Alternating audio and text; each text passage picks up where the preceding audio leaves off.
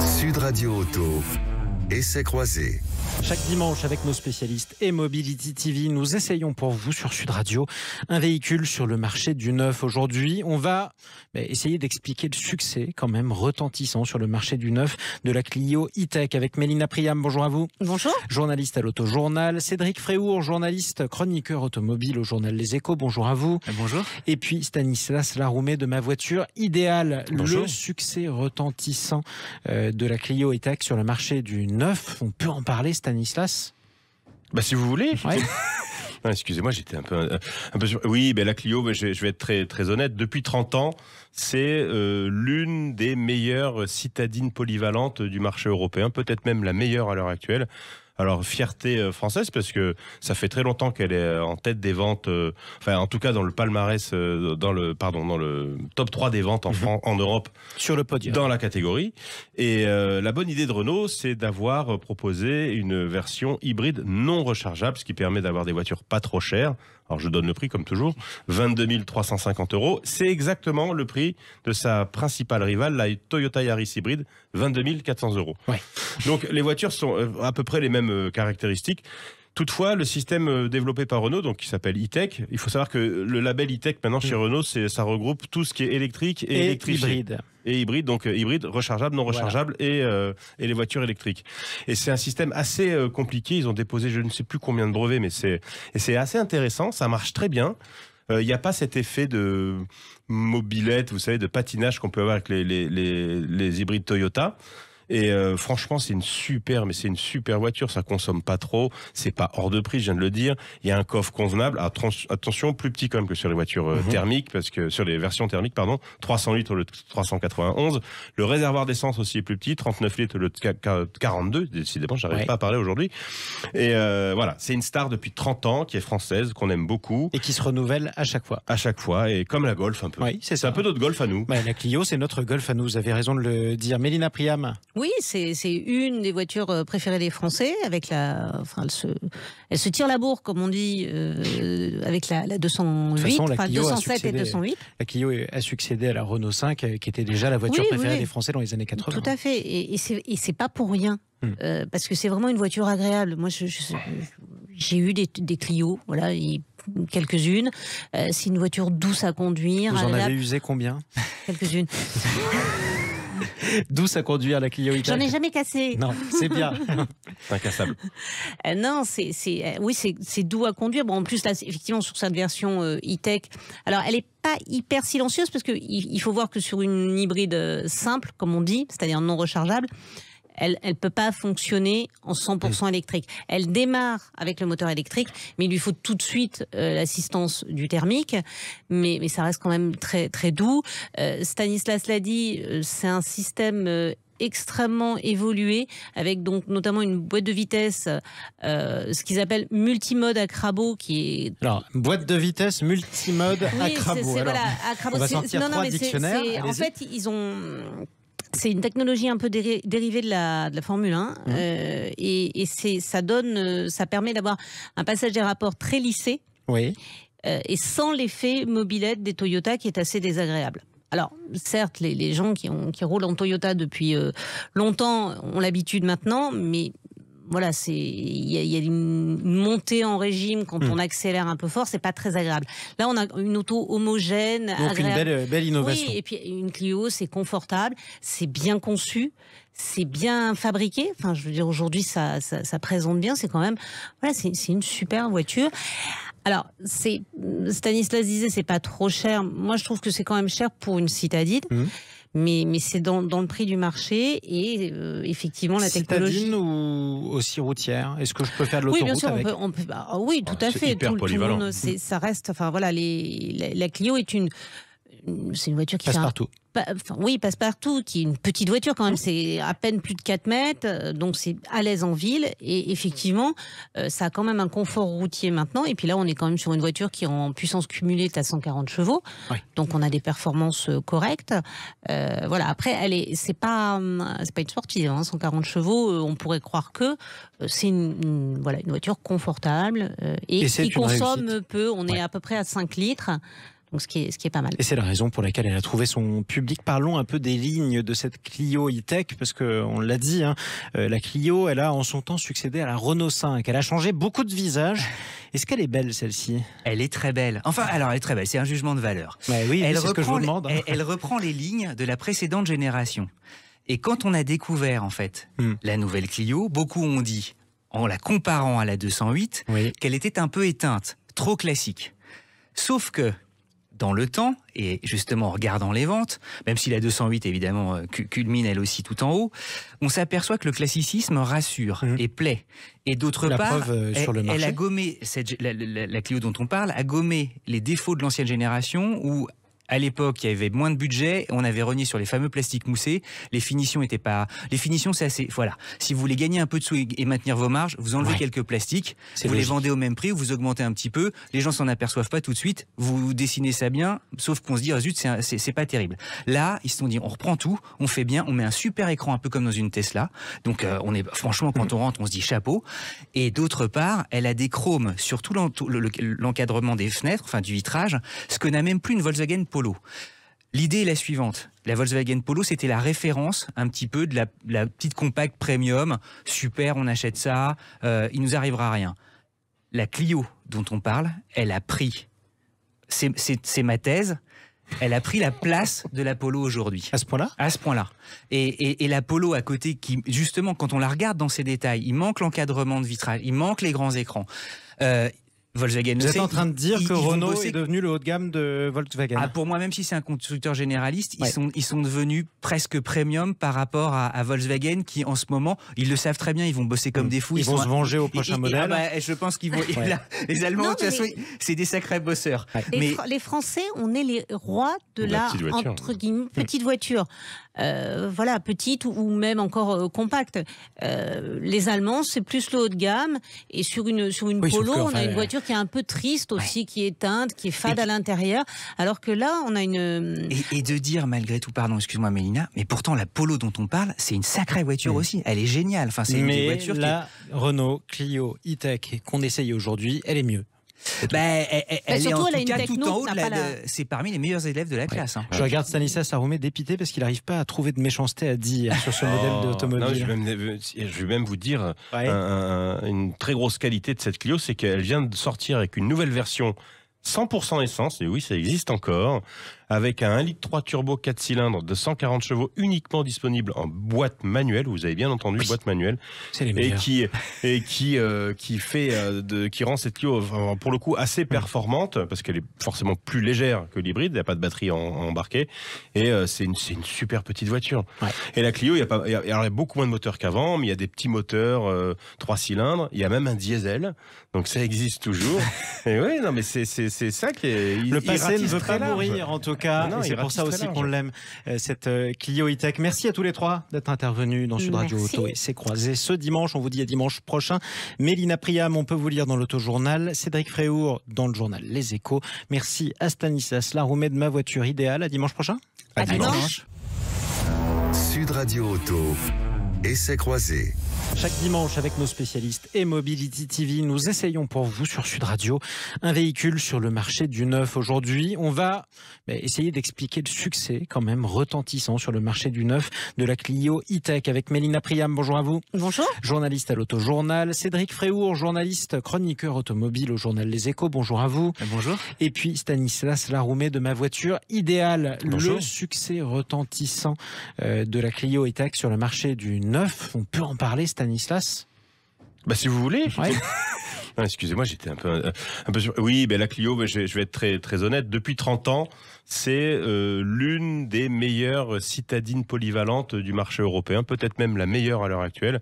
Alors, fierté française, parce que ça fait très longtemps qu'elle est en tête des ventes, en tout cas dans le palmarès, dans le top 3 des ventes en Europe. Sur le podium. Dans la catégorie. Et la bonne idée de Renault, c'est d'avoir proposé une version hybride non rechargeable, ce qui permet d'avoir des voitures pas trop chères.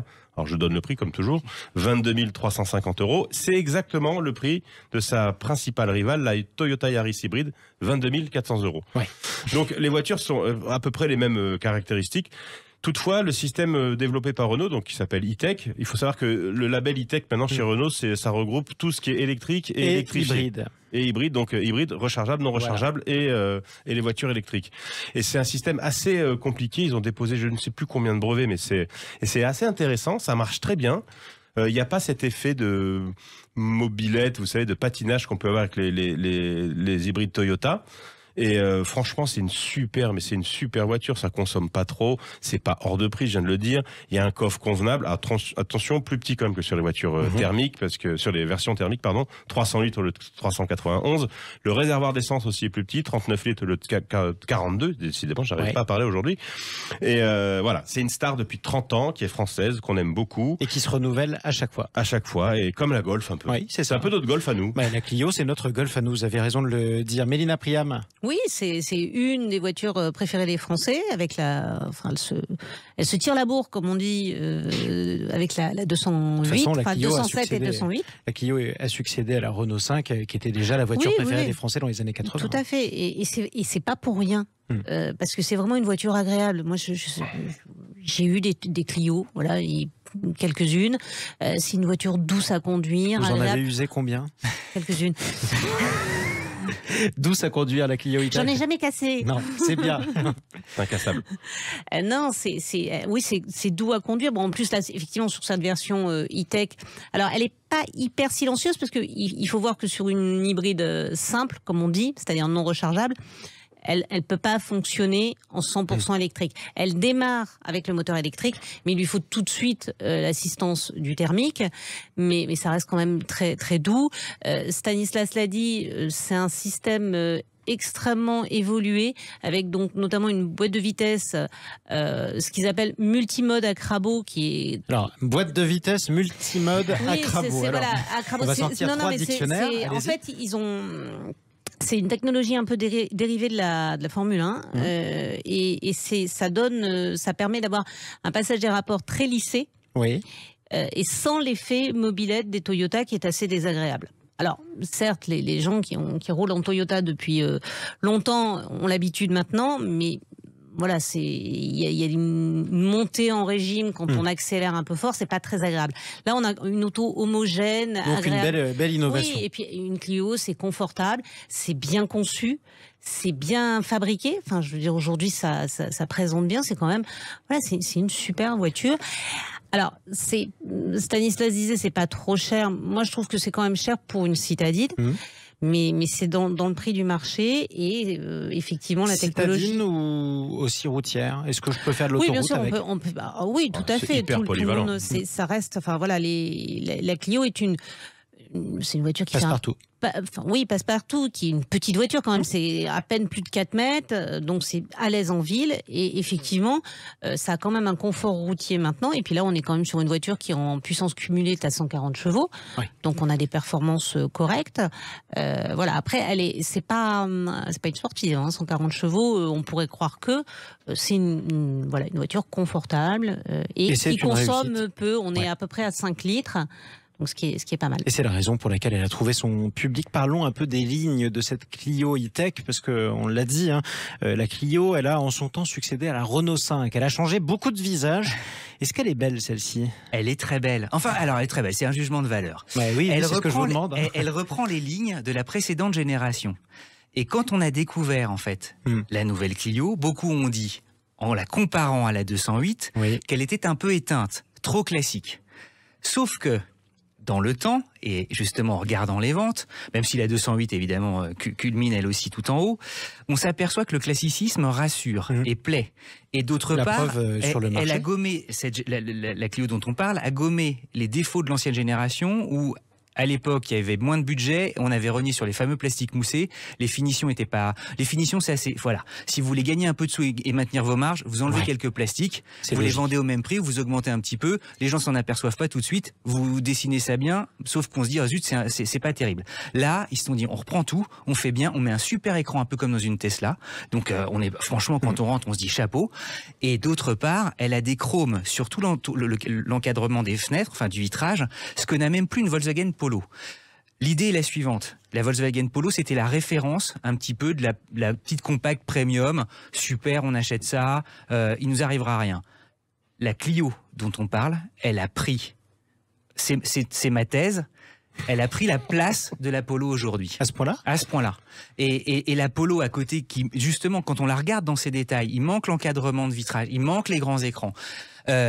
Volkswagen. Vous êtes en train de dire que Renault est devenu le haut de gamme de Volkswagen. Pour moi, même si c'est un constructeur généraliste, ils sont devenus presque premium par rapport à Volkswagen, qui en ce moment, ils le savent très bien, ils vont bosser comme des fous. Ils vont se venger au prochain modèle. Je pense qu'ils vont. Les Allemands, de toute façon, c'est des sacrés bosseurs. Les Français, on est les rois de la entre guillemets petite voiture. Voilà, petite ou même encore compacte. Les Allemands, c'est plus le haut de gamme. Et sur une Polo, on a une voiture qui est un peu triste aussi, qui est éteinte, qui est fade à l'intérieur. Alors que là, on a une... Et de dire, malgré tout, pardon, excuse-moi Mélina, mais pourtant la Polo dont on parle, c'est une sacrée voiture aussi. Elle est géniale. Enfin, c'est une voiture Renault Clio E-Tech qu'on essaye aujourd'hui, elle est mieux. Elle est en tout cas tout en haut. C'est parmi les meilleurs élèves de la classe. Hein. Je regarde Stanislas Aroumet dépité parce qu'il n'arrive pas à trouver de méchanceté à dire sur ce modèle d'automobile. Je vais même vous dire une très grosse qualité de cette Clio, c'est qu'elle vient de sortir avec une nouvelle version 100% essence, et oui, ça existe encore, avec un 1,3 litre turbo 4 cylindres de 140 chevaux uniquement disponible en boîte manuelle. Vous avez bien entendu, boîte manuelle. C'est les meilleurs. Qui rend cette Clio, pour le coup, assez performante, parce qu'elle est forcément plus légère que l'hybride, il n'y a pas de batterie embarquée, et c'est une super petite voiture. Ouais. Et la Clio, il y a beaucoup moins de moteurs qu'avant, mais il y a des petits moteurs 3 cylindres, il y a même un diesel, donc ça existe toujours. Et oui, non, mais c'est ça qui est... Le passé ne veut pas mourir, en tout cas. C'est pour ça aussi qu'on l'aime, cette Clio E-Tech. Merci à tous les trois d'être intervenus dans Sud Radio Auto et C'est croisé ce dimanche. On vous dit à dimanche prochain. Mélina Priam, on peut vous lire dans l'Autojournal. Cédric Fréour dans le journal Les Échos. Merci à Stanislas Laroumet de Ma Voiture Idéale. À dimanche prochain. À dimanche. Sud Radio Auto et C'est croisé. Votre rendez-vous automobile hebdomadaire sur Sud Radio. Chaque semaine, on fait le point sur l'état du marché de l'automobile. Vous êtes de plus en plus nombreux à nous le dire sur nos réseaux sociaux. Les voitures coûtent de plus en plus cher, en tout cas les voitures neuves. C'est la raison pour laquelle les offres, les modes de financement évoluent aussi et essayent de s'adapter à cette nouvelle donne. Bonjour Christophe Michaeli.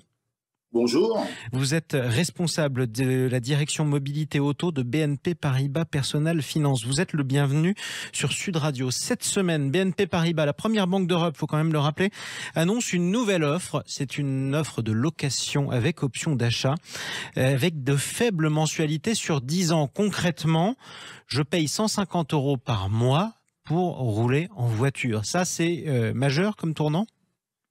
Absolument. En fait, c'est un tournant majeur qui s'adapte principalement et qui vise les ménages à revenus modestes, mais pas que, puisque, comme vous le savez, on est face à un enjeu majeur avec les ZFE. Les zones à faible émission.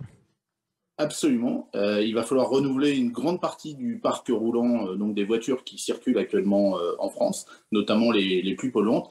Donc il va falloir en acheter. Je rappelle ce qui va se passer dans les mois et les années qui viennent. Un certain nombre de grandes agglomérations, Toulouse, Paris, certaines ont déjà commencé, Grenoble, vont interdire dans leur espace les véhicules diesel et puis certains véhicules essence aussi. Du coup, un certain nombre de leurs habitants sont obligés de racheter de nouvelles voitures. Mais ça coûte cher. C'est là que vous intervenez. Absolument. Et c'est pas rien parce qu'à terme, c'est quand même 20 millions de véhicules qui vont être concernés. 50% de la population française, donc c'est un enjeu qui est effectivement majeur. Et toutes les études ont démontré que ce sont les ménages qui ont le moins de revenus qui sont les plus touchés par cette mesure, qui vont devoir changer de véhicule, alors que leurs moyens sont déjà contraints et qu'ils ont des problématiques de pouvoir d'achat comme chacun peut l'imaginer. Tout coûte de plus en plus cher. Absolument. Donc on a décidé de tordre un peu tous les modèles. Dernièrement, le marché s'est plutôt orienté vers des financements sur des durées courtes. On a donné l'habitude aux clients de changer de véhicule tous les 3 ans et de payer 350 ou 500 € par mois. Donc ça, c'est super. Ça peut continuer évidemment pour les gens qui en ont les moyens. Mais chacun comprendra que les ménages à revenus modestes, eux, n'ont pas ces moyens Et d'autres problèmes. Leur problème, c'est de payer leur loyer et de se nourrir et changer la voiture. Ce n'était pas franchement prévu dans leur feuille de route. Alors, comment ça va se passer? Vous me proposez une offre de location avec option d'achat. Donc, je rappelle le principe, la voiture appartient à celui qui propose l'offre, en l'occurrence à BNP Paribas, mais c'est moi qui l'utilise. Je paie des mensualités chaque mois, 150 € par mois.